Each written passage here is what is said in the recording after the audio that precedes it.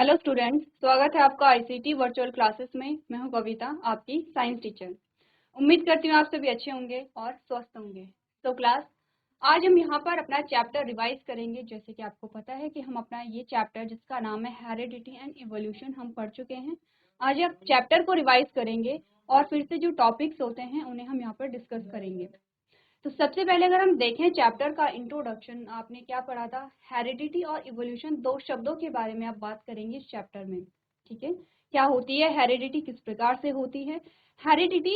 इसके आप कह सकते हैं कि थोड़ा अपोजिट जो है वर्ड वो है इवोल्यूशन। इवोल्यूशन में क्या होते हैं, चेंजेस आपको देखने को मिलेंगे। हेरिडिटी में आप क्या कहते हैं, जो कैरेक्टर्स हैं वो सेम पास हो रहे हैं from one generation to other generation, यानी कि एक पीढ़ी से दूसरी पीढ़ी में क्या होंगे, जो कैरेक्टर हैं वो ट्रांसमिट होते हैं।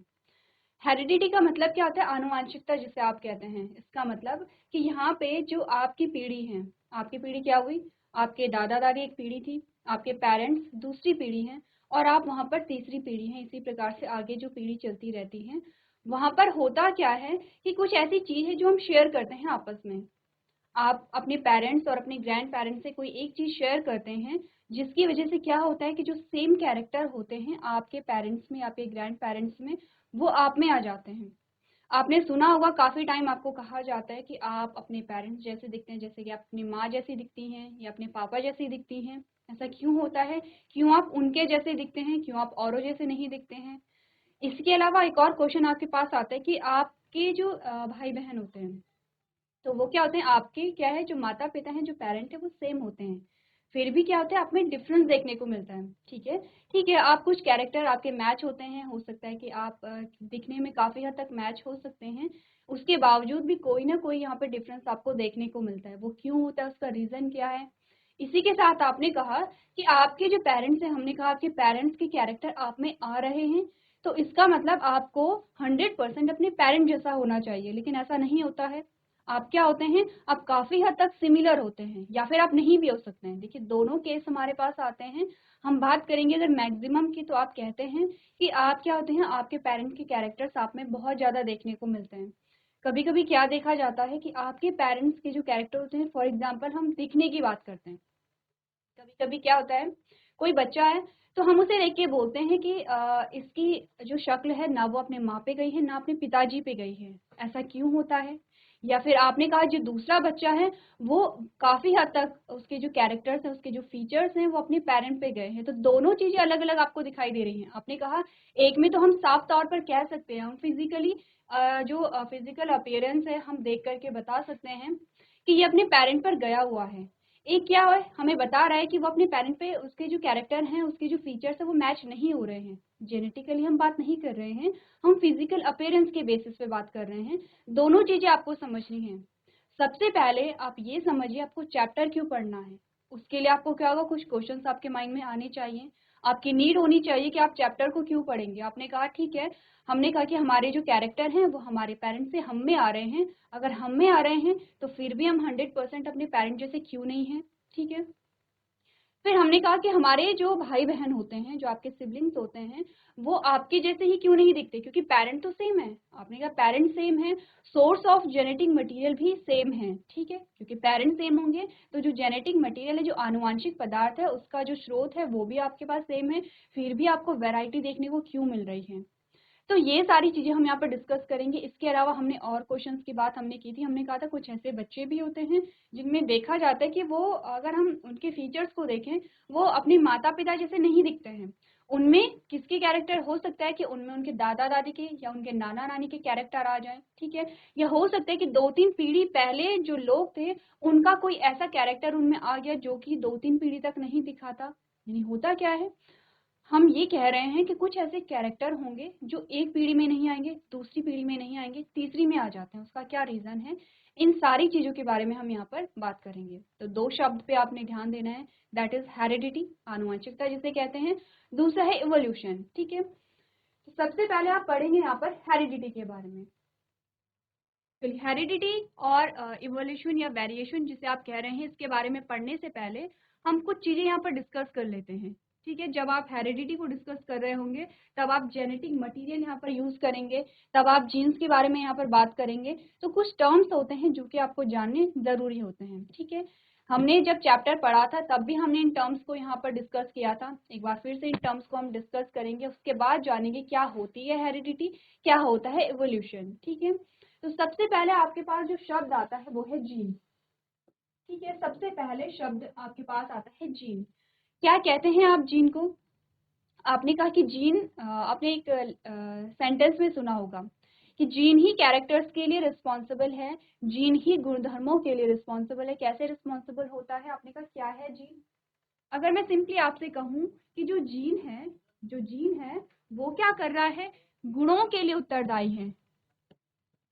जो जीन है ये एक गुण के लिए उत्तरदायी है। अगर मैं कहूँ आपके बालों का कलर है, उसके लिए एक जीन उत्तरदायी है। ठीक है, तो आपने क्या कहा? आपके जितने भी गुण हैं उसके लिए जीन क्या होते हैं? रिस्पॉन्सिबल होते हैं। हर एक कैरेक्टर के लिए कोई ना कोई जीन प्रेजेंट होगा। अब जीन होता क्या है? ठीक है, क्योंकि हमने डीएनए के बारे में भी बात की थी। आपने कहा था डीएनए हमारा जेनेटिक मटेरियल है। जब डीएनए हमारा जेनेटिक मटेरियल है तो जीन क्या है फिर? तो सबसे पहले क्या आपने देखा? अगर आपने डीएनए को कहा तो आपने कहा डीएनए क्या है? डबल हेलिक्स स्ट्रक्चर है, इस प्रकार से। ठीक है, इस प्रकार से आपने बात की। अब आपने कहा कि डीएनए का एक पार्ट, डीएनए का एक सेगमेंट जो कि किसी गुण के लिए उत्तरदायी है, या फिर क्या बात हमने कही थी, या फिर हमने क्या बात रिपीट की थी? हमने कहा जो यहाँ पर आपका डीएनए है, डीएनए का एक ऐसा पोर्शन, फॉर एग्जाम्पल ये पूरा पोर्शन हम देख लेते हैं। हमने कहा डीएनए का एक ऐसा पोर्शन जो क्या कर रहा है? यहाँ पर आरएनए का निर्माण कर रहा है। आरएनए ये आपका क्या है? डीएनए है। क्या होती है डीएनए की full form? Deoxy ribo nucleic acid and ribose nucleic acid. ठीक है, क्या होते हैं दोनों की संरचना में, क्या अंतर आता है? यहाँ पर जो शुगर होती है, अगर मैं आपसे कहूँ कि डीएनए किस किस चीज से मिलकर बना है तो आप क्या कहेंगे? आपको ये जानना जरूरी है कि जो आपका डीएनए है, आपका जेनेटिक मटेरियल है, वो किस किस चीज से मिलकर बना है। आपने कहा फॉस्फोरस यहाँ पर होते हैं। ठीक है, फॉस्फोरस ग्रुप होगा। ठीक है, फॉस्फोरस ग्रुप होता है। इसके अलावा क्या होती है? पेंटो शुगर होती है, शुगर यहाँ पर होती है। प्लस यहाँ पे क्या होते हैं? नाइट्रोजिनस बेस होते हैं। नाइट्रोजिनस बेस में आपने क्या पढ़ा था? Purine, pyrimidine. ठीक है, प्यूरीन एंड पिरिमिडीन के बारे में आपने बात की थी। अब प्यूरीन के कौन कौन से पार्ट होते हैं, पिरिमिडीन में कौन कौन से नाइट्रोजनस बेस आते हैं? आपने क्या क्या बात की? आपने कहा एडेनिन आता है, ग्वाइनिन आता है, साइटोसिन आता है, यूरेसिल आता है, थाइमिन आता है। अलग अलग यहाँ पे क्या आते हैं? नाइट्रोजनस बेस आते हैं। ठीक है, तो ये आपको, आपने क्या कहा? आपका जो डीएनए बना है वो इन सारी चीजों से मिलकर बना है। फॉस्फोरस ग्रुप हो गया है, पेंटो शुगर हो गया, नाइट्रोजनस बेस हो गए हैं। आरएनए क्या होता है? सिंगल स्ट्रैंड होता है। इनकी क्या होती है? पेंटो शुगर में डिफरेंस होता है। जब आप 11th-12th में जाएंगे तब आप डीएनए को बहुत अच्छे से समझेंगे। ठीक है, तब आप जानेंगे कि दोनों में क्या डिफरेंस यहाँ पर है। ठीक है, नाइट्रोजनस बेस कितने प्रकार के होते हैं। ठीक है, हमने क्या बात की? ये आपका डीएनए है। ठीक है, आपने कहा कि जो डीएनए है, डीएनए किस किस चीज से मिलकर बना है? आपने बात कर ली है, फॉस्फोरस ग्रुप है, नाइट्रोजनस बेस है, और शुगर यहाँ पे होती है, दैट इज पेंटोस शुगर। ठीक है, अब यहाँ पे आपने देखा कि क्या लगे होंगे? यहाँ पे नाइट्रोजनस बेस लगे होंगे। इस प्रकार से क्या होंगे? नाइट्रोजनस बेस लगे होते हैं।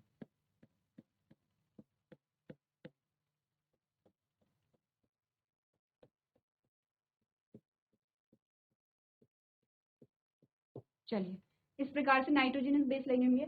हमने कहा कि डीएनए का वो सेगमेंट, फॉर एग्जाम्पल हम ले रहे हैं कि ये एक सेगमेंट है। ठीक है, डीएनए का ये एक सेगमेंट है। ये क्या करेगा? यहाँ पे आरएनए का फॉर्मेशन करेगा। ठीक है, आरएनए क्या होता है? सिंगल स्ट्रैंड होता है। डीएनए से ही आरएनए का यहाँ पे क्या होगा? निर्माण होगा। अब इस आरएनए से क्या होगा? यहाँ पर प्रोटीन बनेगा, प्रोटीन बनता है। ठीक है, और ये जो प्रोटीन है ये किसी गुण या किसी कैरेक्टर के लिए रिस्पॉन्सिबल होता है।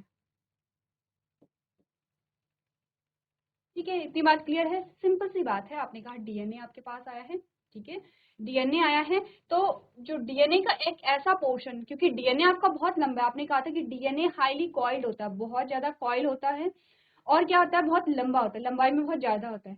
तो डीएनए का वो छोटा सा सेगमेंट, वो छोटा सा पार्ट जो कि क्या कर रहा है? आरएनए का निर्माण कर रहा है। ठीक है, और वो आरएनए क्या बनाएगा? एक प्रोटीन बनाएगा। ठीक है, एक प्रोटीन बनाएगा और वो प्रोटीन क्या करेगी, अब किसी कैरेक्टर के लिए उत्तरदायी होगी। अब आप सोचेंगे कुछ देर पहले हमने कहा था कि कैरेक्टर्स के लिए जीन रिस्पॉन्सिबल होते हैं, अब हम कह रहे हैं कि जो कैरेक्टर्स हैं उनके लिए प्रोटीन रिस्पॉन्सिबल होती है। वो कैसे, हमने कहा वो छोटा सा सेगमेंट डीएनए का, ये जो छोटा सा सेगमेंट है इसे हम क्या कह देते हैं, जीन कह देते हैं।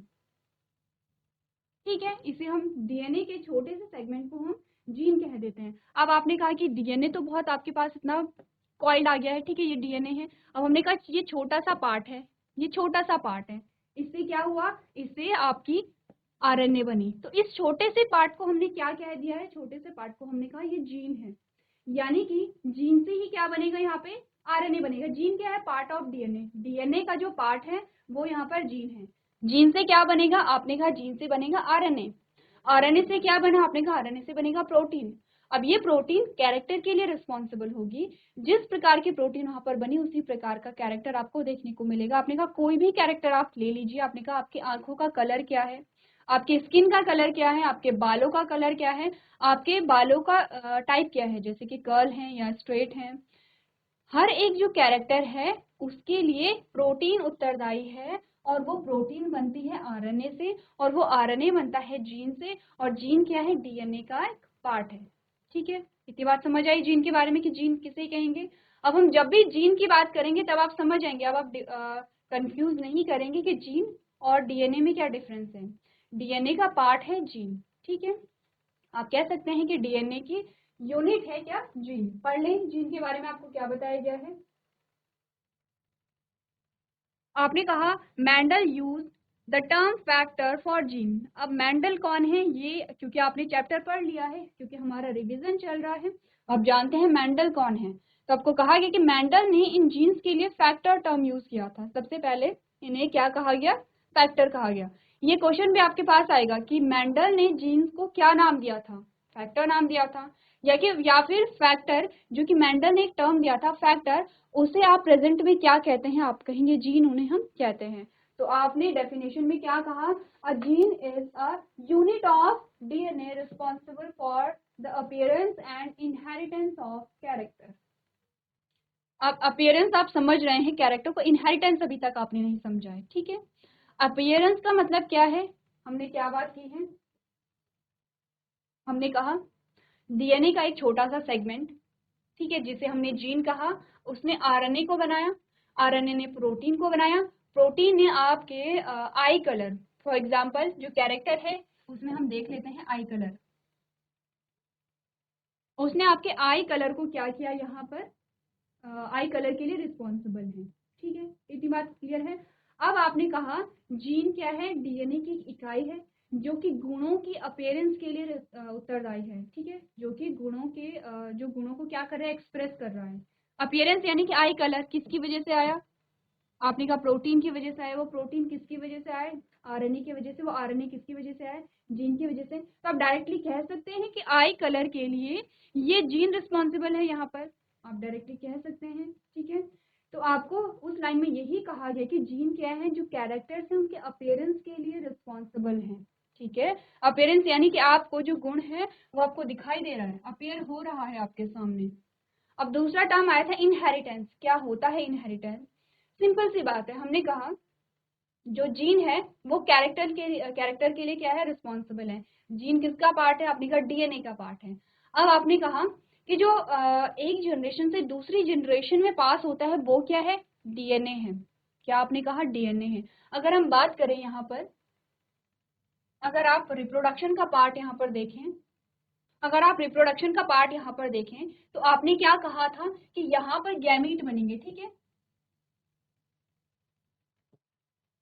गैमीट बनेंगे, for example this is male gamete और ये है फीमेल गैमीट।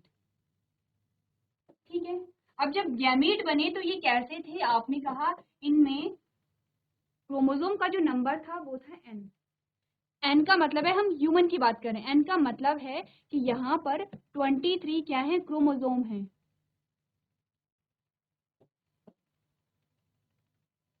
ठीक है, यहाँ पर भी क्या होंगे, 23 क्रोमोसोम होंगे। अब आपने कहा कि जो ह्यूमंस होते हैं, जो हम हैं, वो कैसे होते हैं, उनकी जो मेन बॉडी होती है वो डिप्लॉयड होती है। डिप्लॉयड का मतलब क्या हमने कहा था, अगर मैं आपसे कहूँ डिप्लॉयड,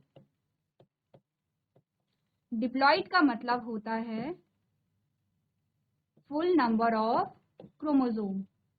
और फुल नंबर ऑफ क्रोमोसोम कितने होते हैं आप में, 46 क्रोमोसोम हमने पढ़े हैं। कितनी होती है गुणसूत्रों की संख्या, एक कोशिका में गुणसूत्रों की संख्या होती है कितनी, 46 क्रोमोसोम हमारे पास होते हैं। ठीक है, नॉर्मल जो हमारी सेल होगी उसमें इतने ही क्रोमोसोम पाए जाते हैं, दैट इज 46।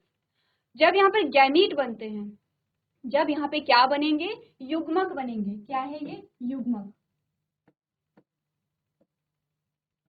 तब यहाँ पे जो क्रोमोसोम्स का नंबर होता है जिसे आप क्या कहते हैं, गुणसूत्र कहते हैं। तब यहाँ पे जो गुणसूत्र का नंबर होता है वो कितना होगा, जब यहाँ पे गैमेट बनेंगे तब कितने होंगे, 23 क्रोमोसोम होते हैं, जिसे आप क्या कहेंगे, हैप्लॉइड कहेंगे। ये आपके पास क्या आया है, हैप्लॉइड। हैप्लॉइड का मतलब होता है हाफ नंबर ऑफ क्रोमोसोम। ठीक है, इतनी बात क्लियर है। अब हमारे पास क्वेश्चन ये आता है कि क्रोमोसोम क्या होते हैं, या क्रोमोसोम किस चीज से मिलकर के बने होते हैं। ये क्वेश्चन आपके पास आएगा कि क्रोमोसोम क्या होते हैं, क्योंकि होगा क्या, अगर यहाँ पर हम देखें कि जो गैमेट बन गए हैं, अब गैमेट का फ्यूजन होगा, संलयन होगा, तो फ्यूजन में क्या होता है, ये जो क्रोमोसोम होंगे ये मिक्स हो जाते हैं। अगर हम साधारण भाषा में कहें, सरल भाषा में कहें, क्रोमोसोम क्या होंगे, मिक्स हो जाते हैं। मिक्स होके क्या होगा, यहाँ पे आपने कहा 23 क्रोमोसोम प्लस 23 क्रोमोसोम, कितने क्रोमोसोम आपके पास आए, 46 हो गया है। ठीक है, यहाँ पर जो जाइगोट बनेगा, यहाँ पर जो आपके पास जाइगोट बनेगा उसे आपने कहा 2n। ठीक है, उसे आपने कहा 2n। 2n का मतलब है कि क्रोमोसोम का या गुणसूत्रों का जो नंबर है वो कितना होगा, 46 होगा। ये युग्मनज आपके पास आए, ये युग्मक है और ये क्या है, युग्मनज है।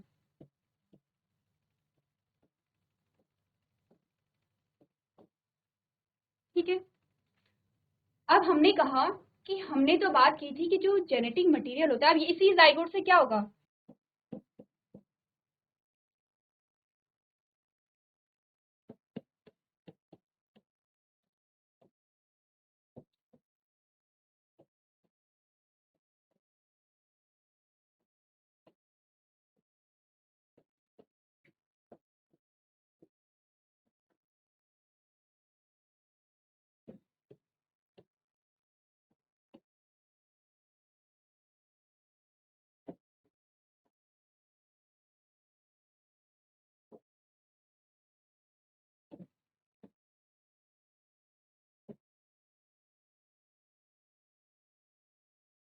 ठीक है, हमने क्या बात की, जो जाइगोट होता है उसमें जो नंबर ऑफ क्रोमोसोम होंगे 46 होंगे। ठीक है, अब हुआ क्या है, यहाँ पे आपने कहा कि इसी से क्या होगा, इसी से होगा जो न्यू बॉर्न आपके पास आता है,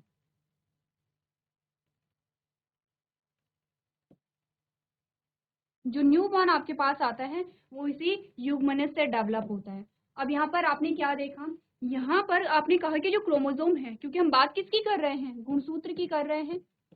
ठीक है, हम बात गुणसूत्र यानी कि क्रोमोसोम की कर रहे हैं।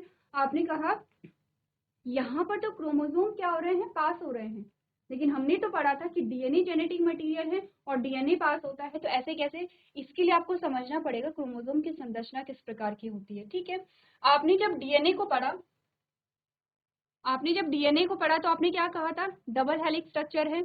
ठीक है, 2 स्ट्रैंड आपको दिखाई दे रहे हैं किसमें, डीएनए में। ठीक है, डीएनए का स्ट्रक्चर अगर आप देखें, इस प्रकार से आपने बात की थी। ठीक है, इस प्रकार से आपने बात की है डीएनए के स्ट्रक्चर के बारे में। अब आपने कहा ये क्या है, डीएनए का डबल हेलिक्स स्ट्रक्चर है, इसमें एक प्रोटीन लगी होती है।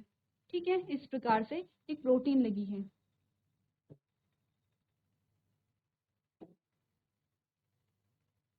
तो क्या आप इसे कहेंगे, आपने कहा ये तो आपके पास डीएनए आ गया है, ये आपके पास हिस्टोन प्रोटीन है, हिस्टोन प्रोटीन। ठीक है, अब क्या होता है, इस हिस्टोन प्रोटीन के साथ क्या होगा, एक और प्रोटीन जुड़ जाएगी, that is non histone protein. ये जो डीएनए है अब ये कैसे अरेंज हो गया है, इस प्रकार से यहाँ पर, और इसके साथ आपके पास क्या आ गई है, यहाँ पर हिस्टोन प्रोटीन आ गया है इस प्रकार से, ठीक है। और ये कुछ इस प्रकार से अरेंज हो गया है। समझ नहीं आए, देखिए हमने कहा इस प्रकार से आप क्या बताते हैं, क्रोमोसोम को दिखाते हैं, और क्रोमोसोम के अंदर ये डीएनए आपका इस प्रकार से रैप हो गया। अब आपको समझ आ गया होगा, अब आपको समझ आ रहा होगा इस प्रकार से, ये हिस्टोन प्रोटीन लगी हुई है यहाँ पर ऐसे। इसके अलावा यहाँ पर कुछ नॉन हिस्टोन प्रोटीन भी लगी होगी इस प्रकार से, ठीक है। यहाँ पर क्या होगा, कुछ नॉन हिस्टोन प्रोटीन होगी। इसका मतलब अगर हम कहें कि आप एक गुणसूत्र किस प्रकार किस चीज से मिलकर के बने हैं, तो आपने कहा यहाँ पर था डीएनए, यहाँ पर था हिस्टोन प्रोटीन जिसे आप एच भी लिख रहे हैं, और यहाँ पे था नॉन हिस्टोन प्रोटीन। इन सारी चीजों से मिलकर के क्या बना, आपका क्रोमोसोम बना। यानी कि क्रोमोसोम अगर एक जनरेशन से दूसरी जनरेशन में ट्रांसफर हो रहा है तो आपका जो डीएनए है वो यहाँ पर क्या होगा, ट्रांसफर होगा, ठीक है। इतनी बात समझ आई आपको कि यहाँ पर क्या हो रहा होगा, एक जनरेशन से दूसरी जनरेशन में क्या चीजें ट्रांसफर हो रही हैं। तो आपको यही कहा गया है, इनहेरिटेंस जब होगा तो आपने कहा आपका डीएनए क्या होगा, इनहेरिट होगा, ठीक है। आपका जो डीएनए है वो इनहेरिट होगा। इनहेरिट का मतलब क्या है, इनहेरिटेंस का सिंपल सा मतलब है कि जो कैरेक्टर्स हैं वो एक जनरेशन से जब दूसरी जनरेशन में पास हो रहे हैं, या फिर जो जेनेटिक मटेरियल है वो एक जनरेशन से दूसरी जनरेशन में पास हो रहा है, तो आपने कहा इनहेरिटेंस हो रही है, ठीक है। अगर हम कहें इनहेरिटेड कैरेक्टर, एक ऐसा कैरेक्टर जो एक पीढ़ी से दूसरी पीढ़ी में पास हुआ है, उसे आप कहते हैं इनहेरिटेड कैरेक्टर, ठीक है। अब आपने क्या बात की, हम बात कहाँ से कर रहे थे, हमने बात कहाँ से शुरू की थी, हमने बात यहाँ से शुरू की थी जब आपने जीन्स को पढ़ा था। आपने कहा था gene is a unit of DNA responsible for appearance and inheritance of character. हम बात यहाँ से कर रहे थे, इस लाइन को समझ रहे थे कि हमें बताया गया है कि जो जीन है वो कैरेक्टर के इनहेरिटेंस के लिए रिस्पॉन्सिबल है। अब कैसे इनहेरिटेंस हो रही है, आपने कहा यहाँ पर जो डीएनए है, क्योंकि जीन क्या है, पार्ट ऑफ डीएनए, डीएनए का एक पार्ट है, डीएनए का एक सेगमेंट है जीन। क्योंकि यहाँ पर क्रोमोसोम के साथ क्या है, जो डीएनए है वो पास हो रहा है एक पीढ़ी से दूसरी पीढ़ी में। डीएनए पास हुआ तो क्या हुआ, जीन भी पास हुए यहाँ पे, ठीक है। अब वो जो जीन है वो कैरेक्टर को कंट्रोल कर रहे हैं, तो हुआ क्या हुआ, जीन ने क्या किया, जो कैरेक्टर है उनके इनहेरिटेंस के लिए रिस्पॉन्सिबल है। क्योंकि जीन अगर पास हो रहे हैं तो जीन जिस कैरेक्टर को कंट्रोल कर रहा है वो भी पास होगा। तो आपको इस लाइन का मतलब समझ आना चाहिए कि आपको क्या बताया जा रहा है यहाँ पे, ठीक है। तो सबसे पहले करना क्या है, जो जीन है, जीन क्या होता है, इसकी जो डेफिनेशन है एक बार आप नोट कर लीजिए।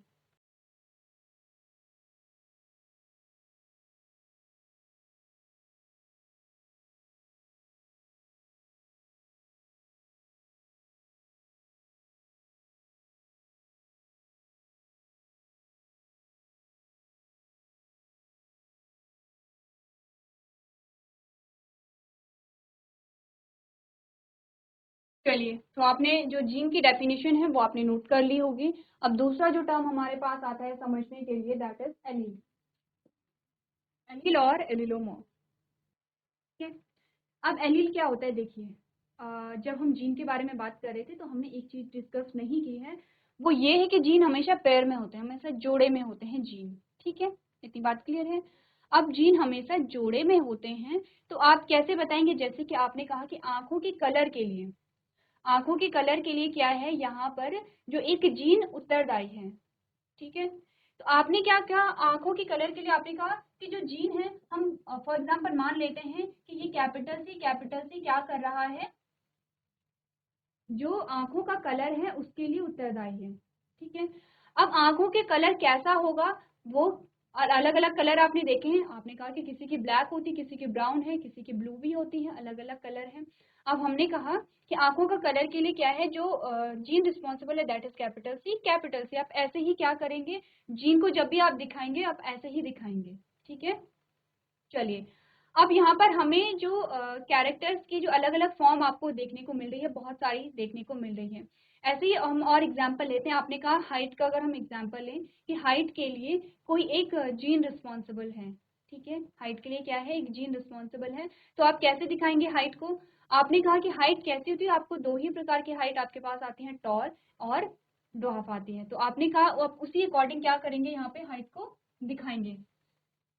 अब देखिए एग्जाम्पल लेते हैं। आपने कहा कि यहाँ पर आंखों का कलर है ब्लैक, आंखों का कलर क्या है, ब्लैक है, ठीक है। तो आपने कहा कि ब्लैक कलर की आईज के लिए जो जीन रिस्पॉन्सिबल है, हम अभी मान लेते हैं। ये चीजें हम क्या कर रहे हैं, एग्जाम्पल ले रहे हैं। जो एग्जाम्पल आपको मेंडल्स के थ्रू दिए गए हैं, हम उन पे भी आएंगे। अभी क्या करेंगे, आप मान लीजिए कि आंखों के कलर के लिए एक जीन है, काली जो ब्लैक आपकी आईज है उनके लिए एक जीन रिस्पॉन्सिबल है, that is capital B, capital B, ठीक है। अब इसका रिजल्ट आपको क्या मिला, ब्लैक आइज मिला।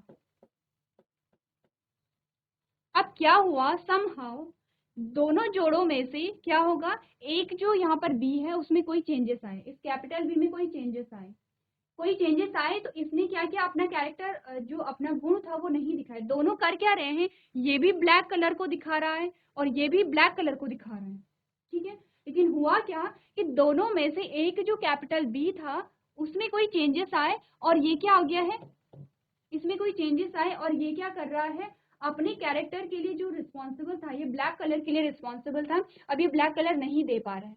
ब्लैक कलर नहीं दे पा रहा है तो हमने क्या कहा, इसे हमने कैपिटल बी और स्मॉल बी से दिखा दिया, ठीक है। अब हमने कहा कि यहाँ पर जो आपका कैरेक्टर आया, ये आया तो ब्लैक है, आया तो ब्लैक है, लेकिन यहाँ पर ब्लैक कलर को सिर्फ एक ही भी प्रोड्यूस कर रहा है, दैट इज कैपिटल बी, ठीक है। समझ रहे हैं आप लोग बात को? हमने क्या कहा कि आपकी आंखों के कलर के लिए एक जीन रिस्पॉन्सिबल था, कैपिटल बी, जो कि ब्लैक कलर के लिए उत्तरदायी था, काले जो ब्लैक कलर की जो आईज होती हैं उसके लिए ये रिस्पॉन्सिबल था, ठीक है। जब दोनों कैपिटल बी थे तब यहाँ पे ब्लैक कलर आया, ठीक है, जीन। अब यहाँ पर आपने क्या कहा, ये जो कैपिटल बी था इसमें कोई चेंजेस आ गए हैं, आप कहिए कोई खराबी आ गई है, ठीक है, कुछ भी हो सकता है, म्यूटेशन यहाँ पर हो सकता है। आपने चैप्टर समझा है, चैप्टर में आपने म्यूटेशन के बारे में जरूर पढ़ा होगा।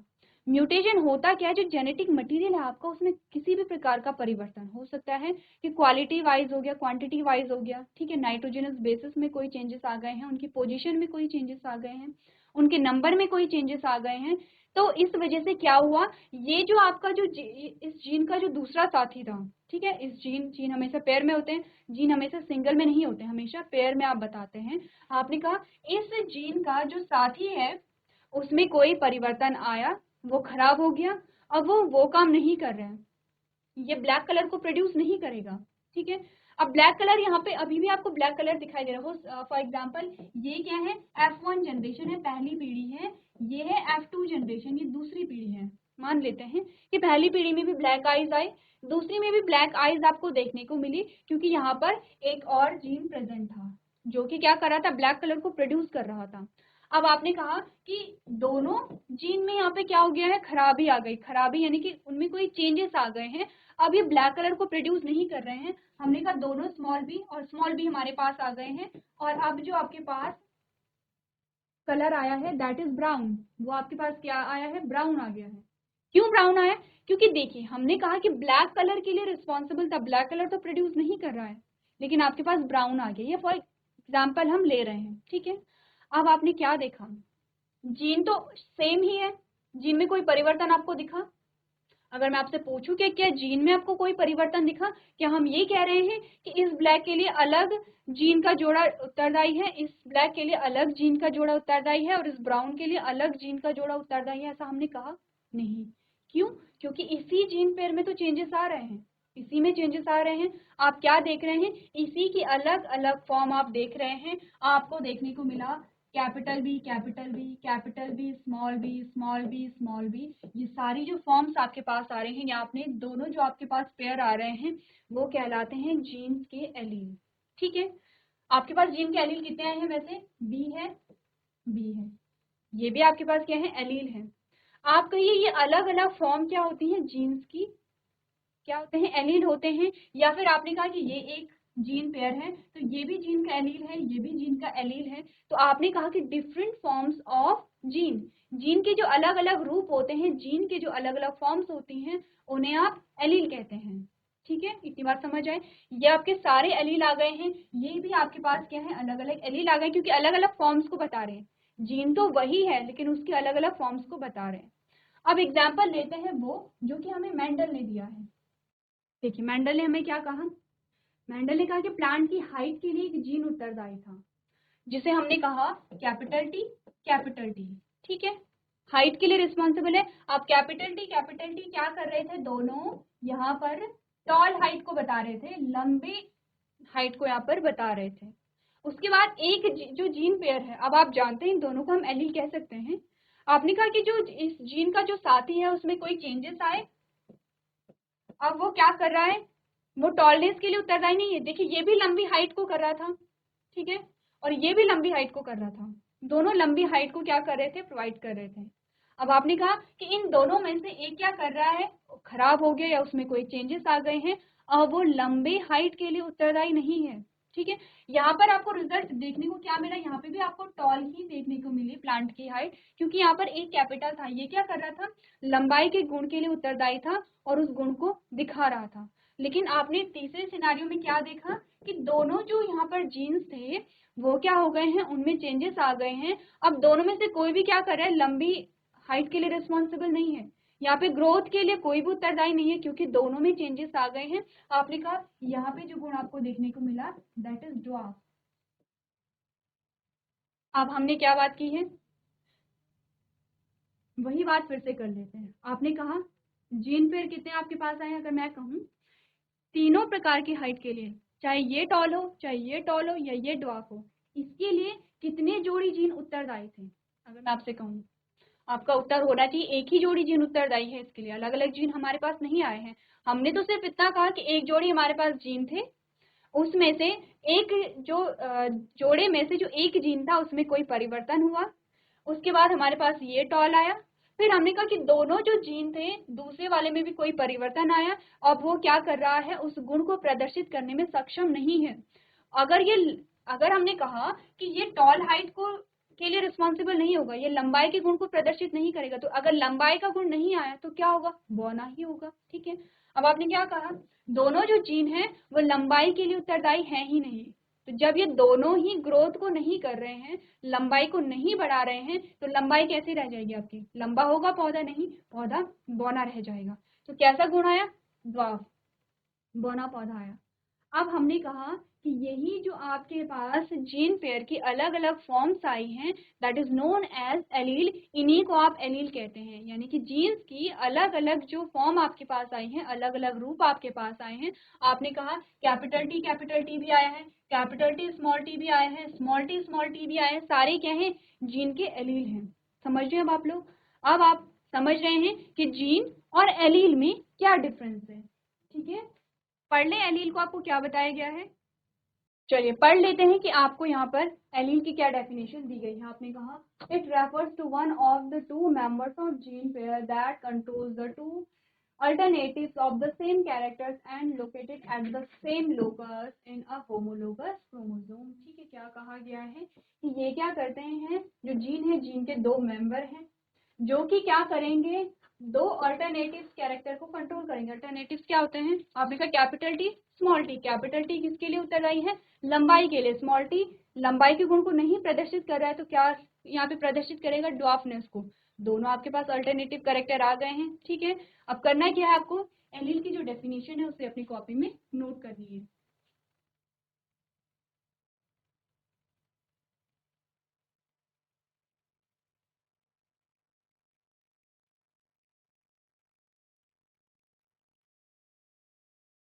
चलिए अगला जो शब्द आपके पास आता है दैट इज जीन लोकस। ये आपके पास क्या आ गया है, जीन लोकस।